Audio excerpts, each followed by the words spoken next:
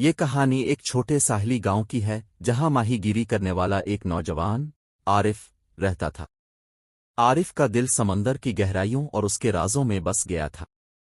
وہ بچپن سے ہی اپنے والد کے ساتھ مچھلیاں پکڑنے جایا کرتا تھا اور سمندر کے بارے میں بے حد تجسس رکھتا تھا۔ ایک دن عارف کو سمندر میں ایک عجیب و غریب صدف ملا۔ اس صدف کی چمک اور خوبصورتی نے عارف کو حیران کر دیا۔ اس نے صدف کو کھولنے کا ارادہ کیا مگر اس میں کچھ ایسا پایا جس کی اس نے کبھی توقع نہیں کی تھی۔ صدف میں ایک قدیم نقشہ چھپا ہوا تھا جو ایک گمشدہ خزانے کا پتہ بتاتا تھا۔ عارف نے اپنے دوست اسد کو اس نقشے کے بارے میں بتایا۔ دونوں نے مل کر اس نقشے کی مدد سے خزانے کی تلاش کرنے کا فیصلہ کیا۔ یہ دونوں نوجوان اپنے چھوٹے سے کشتی میں سفر پر نکل پڑے۔ سمندر کے سفر میں انہیں بہت سی مشکلات کا سامنا کرنا پڑا، کبھی تیز ہوائیں، کبھی بڑے بڑے لہریں، مگر عارف اور اسد کے حوصلے بلند تھے۔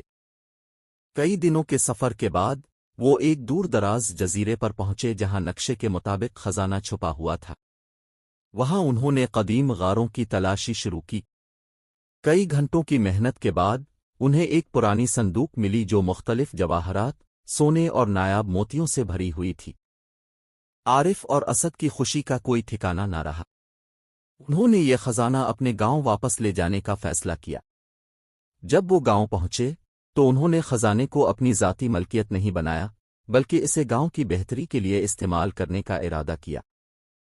اس خزانے سے انہوں نے گاؤں میں ایک اسکول اور ہسپتال بنوایا تاکہ گاؤں کے لوگ بھی تعلیم حاصل کر سکیں اور صحت مند رہ سکیں۔ عارف اور اسد نے اپنے گاؤں کے لوگوں کی زندگیوں کو بہتر بنانے کے لیے ہر ممکن کوشش کی۔ عارف کی کہانی ہمیں یہ سکھاتی ہے کہ زندگی میں بھی جو بھی موقع ملے انہیں دوسروں کی بھلائی کے لیے استعمال کرنا چاہیے۔ محنت اور قربانی سے نہ صرف اپنی بلکہ دوسروں کی زندگی بھی بہترین بنائی جا سکتی ہیں۔